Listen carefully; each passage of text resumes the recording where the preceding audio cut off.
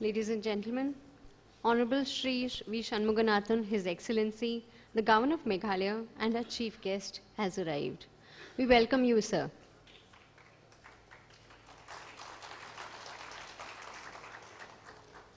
Requesting President HIMSS Asia Pacific India Chapter, Mr. Vamsi Chandra Kasivajala, to kindly welcome His Excellency by presenting him with a bouquet.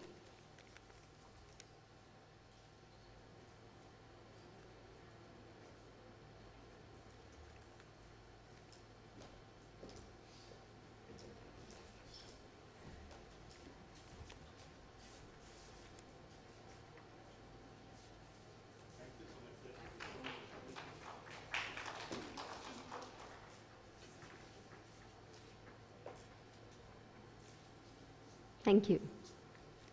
His Excellency, sir, we are all ears and are waiting to hear your thoughts. So kindly give us your thoughts and the valedictory address.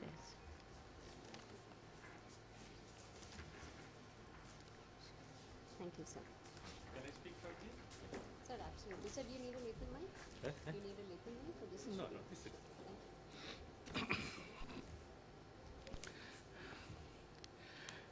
Good evening, friends.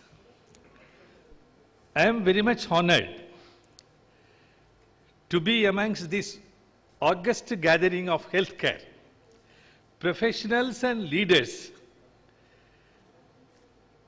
to deliver the valedictory address and being the guest of honor. I have come all the way from Shillong, from Meghalaya. Within a week, within a period of 7 days, I had to go to Shillong and come back. There is an important reason. On 27th of July, evening around 5:30 p.m., Dr. APJ Abdul Kalam came to Shillong from Delhi via Guwahati to address IIM students. When he arrived there, we all received him. As soon as he saw me, he was so happy. I am able to feel the breeze from South India. Like this, he was telling me and embraced me. I am from Chennai, he is from Rameshwaram. Then I took him to Rajbhavan. Before that, he told me it's high time. We'll go to the function straight. Afterwards, I'll come back. We'll take dosa. Like this, he told me, then we went to the function. And he started the speech. The theme was creating a livable planet Earth. On that topic, he just started his speech. The planet should become livable. When? When there is no conflict. If there is unity. Every time we have to strive for unity. That was the starting point. He quoted a small example. Recently, he went to US. He was to address students. The Harvard University, and then there is a small waterlog. There is another information technology, MIT. So both the students have to come together. There were some differences. Then he told them, see, my time is only 60 minutes.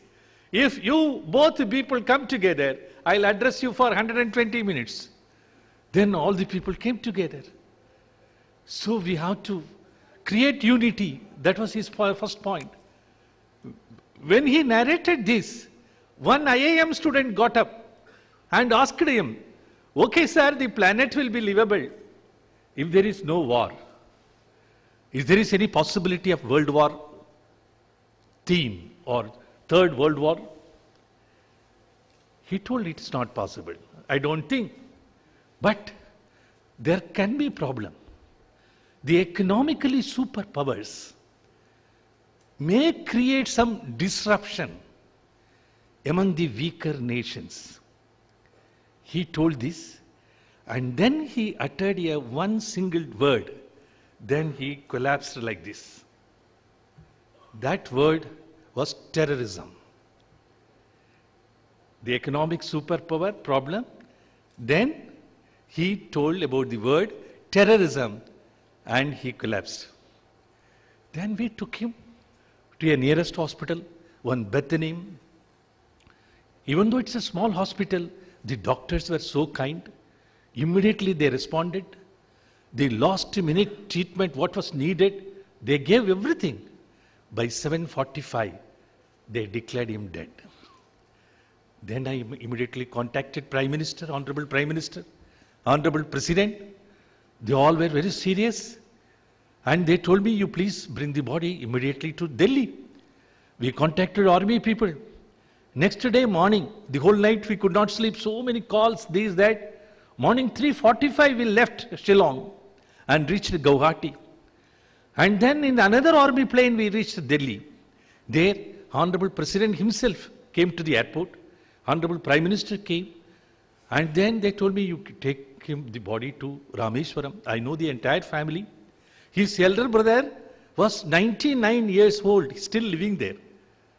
So I took the body from Delhi to Madurai, then chopper to Pamban, to Rameshwaram, and then everything was over.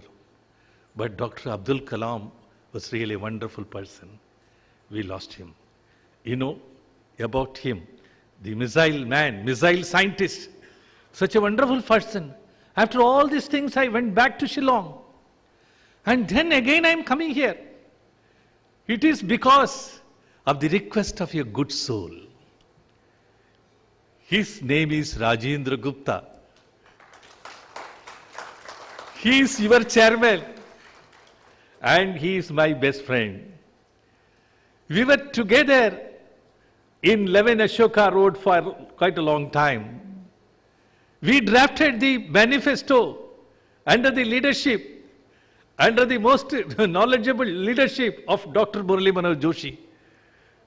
More than myself, our Rajendra Gupta was instrumental in shaping the manifesto of this present ruling party. Rajendra ji is a very great intellectual, and because of him, the manifesto came out very well. And when he requested me, please come, how can I say no? So again I started from Shillong, I came here. I am in the midst of you. You are telling much about healthcare and technology. It's very important. I am from a rural area. I am not from a capital city like Delhi or something. I think in the middle part of Tamil Nadu, Tanjavur, I am coming. Our area is basically the agricultural families. From those areas, we are all coming here. And the need of the health care is much more greater there than here. Even now the people suffer because of lack of health care. And we want to provide health care with technology so that it will be cost effective and it can reach a very big section. Really, I appreciate all your efforts. Because of your sincere efforts, the health care is going to reach 125 crores of Indians. That's really a good thing. And here, I remember one Mr. Charak. He was a very ancient physician. And he told in one of his, I think, books, a physician who fails to enter the body of a patient with the lamp of knowledge and understanding can never treat diseases. He should first study all the factors, including environment, which influence a patient's disease and prescribe treatment. It's more important to prevent the occurrence of disease than to seek a cure. This is Charak, Sushruta, Charak. Like this, the health care in India, in Bharat, in Hindustan is very ancient. From times immemorial, I think our people have concentrated on this science. And we have got many faculties, and almost all aspects our rishis and munis and so many doctors, they have evolved this. So in this, I got a feeling, when the technology is very important, in the same way, the concern for human being, that is also important. The doctors who are well-versed in using technology, they should be able to feel the pain of the patients. They must be able to feel the pain of the suffering patients. Only then the technology can be more effectively and quickly applied. See, the leprosy patients, the patients with the leprosy, they don't have the pain in the fingers. If there is a burning vessel, if they lift the burning vessel with ague, with the burns, if they lift it, they can't understand the pain on the fingers. Because of that, the finger is lost. They don't know the pain. The doctors should be able to feel the pain of the patients. It may be the heart pain, it may be lungs, it may be kidney, it may be brain, it may be anything, human body. So that human aspect is very important. Long back I read the story of Tolstoy. He used to narrate. Tolstoy once wanted to see God. God came to him in his dream. He appeared. Tolstoy asked him, "Sir, not in dream. I want to see you in the daylight. Flesh and blood. So I want to see you. You must give me a darshan." "Okay, Mr. Tolstoy, you are a great intellectual, a sahityakar. Tomorrow I'll come. I'll come straight to your shop. Be ready." Tolstoy opened the shop early morning, 6 o'clock. A bookshop. And he was waiting to receive God. Around 7:45 or 8 o'clock, a small girl child was rushing to the shop. "Sir, I am going to school. Unfortunately, my shoe is torn into pieces. My teacher will scold me. Please arrange a new shoe." Tolstoy was telling, "You get out from here. I am waiting for God. You are asking for shoe. What is this? Get lost." The child ran away. Again Tolstoy was sitting. It was evening around 7:30. Old lady came. The lady must be 70 or 80 years. It is Russia, very shivering cold, terribly biting cold, devil cold. The lady entered the shop. "Sahab, because of the cold I am not able to bear it. Please give me a kambal, a woolen shawl." Tolstoy was terribly unhappy. "What, old lady, you are unnecessarily disturbing me, my attention. I am waiting from morning 6 a.m. Now it is about evening night 8 o'clock. I am waiting to receive God. I cannot give you any woolen cloth. Get out." Inhuman. Then that lady went away. Tolstoy waited. About 11:30, 12, slept. He slept in the shop itself. We do not know, around 2 o'clock or 3 o'clock in midnight. Again God appeared before him in the dream. Tolstoy asked him, "Sir, why you disappointed me? The whole daytime I was waiting, you did not come." God told him, "You have disappointed me. Morning I came, I just begged for a shoe. You did not give. Again the evening time I came, I begged for a shawl. Morning I came as a small girl. Night I came as a old lady, but you did not respond. So, the mind and heart must be ready to serve people. Without the attitude of serving, without the attitude of seva, I think nothing can be complete. You have done a great job of technology. You please carry on. You are all very learned person. But I got to only request this. So when you evolve new technology, the latest technology, the modern technology, but have a human element in your service. The care and concern for unpad and garib. In India still we have millions and millions of people who are not educated, who are very poor. See, go to HIMSS. Every day, so many thousands and lakhs of people come. Even for that Rajendra Prasad, that eye care, many times I used to go. Thousands of patients, old people waiting. Even sometime hot sun. I used to purchase some water bottle and give.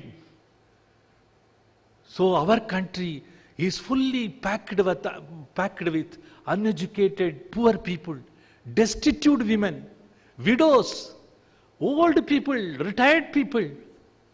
They are all suffering.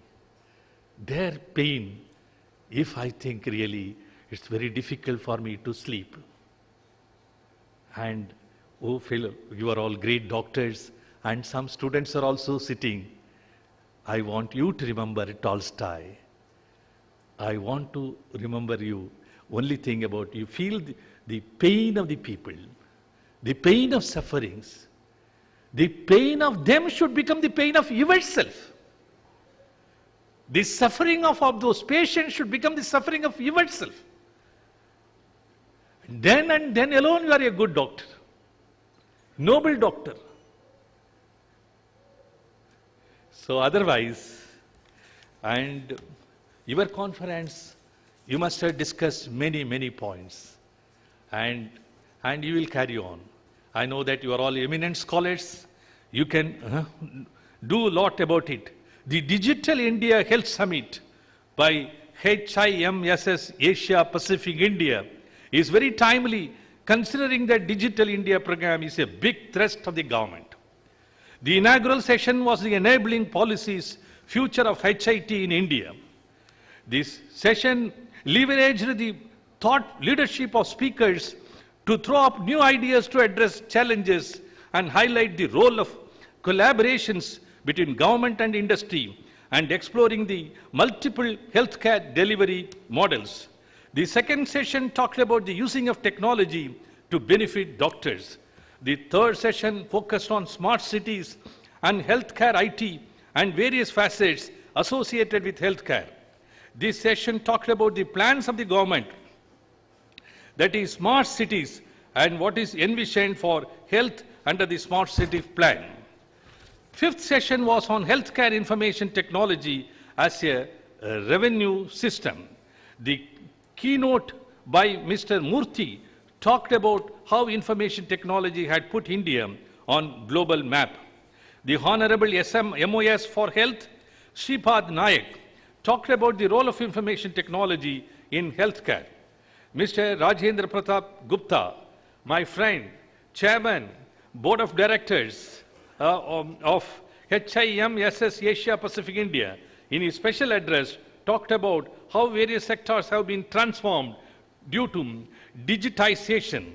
Sessions on day 2 started with discussions on e-health and how it can help the country. Session 2 talked about the role of technology with clinicians, clinics, and smaller hospitals. Session 3 talked about the role of insurance and forms of insurance in healthcare. Insurance would require the healthcare providers to follow certain treatment protocols. Session 4 talked about the role of innovation and information technology in pharmaceuticals. Session 4 talked about the role of education, skills development, and training. I would also like to touch upon the role of technology In the eastern or northeastern part of the country, as this is a geographical challenge for healthcare providers, but an opportunity for technology to provide this divide. Please look at the east or northeastern part of the country where we need you. Remember, sunrise in the east. This is important. In the northeast, Assam, Arunachal, Manipur, Tripura, Mizoram, Meghalaya. The people of this region is really wonderful people. Wherever you go, I think you may be meeting the lot of nurses from Manipur, and they are doing one wonderful service. But there is a feeling in their mind, the rest of India, whether it is taking care of us. North India, northeastern India, the people, they are suffering. They don't have proper employment opportunities. They don't have a good standard of life. And the people like you, benevolent people like you should go and help. And in whatever way possible, especially healthcare. The two-day summit has touched all the important segments across the continuum of care, discussed the global best practices and existing scenario of healthcare IT in India and the way forward. I am sure that the topics discussed will definitely help shape the digital health agenda. I congratulate HIMSS Asia Pacific India and appreciate the leadership of Rajendra Pratap Gupta, chairman of the summit, for organizing such an informative summit and having given me the opportunity to be a part of their first summit in India. I hope that you will continue to make a difference to the healthcare of the country through the use of information technology. I wish you all the very best. Thank you, sir.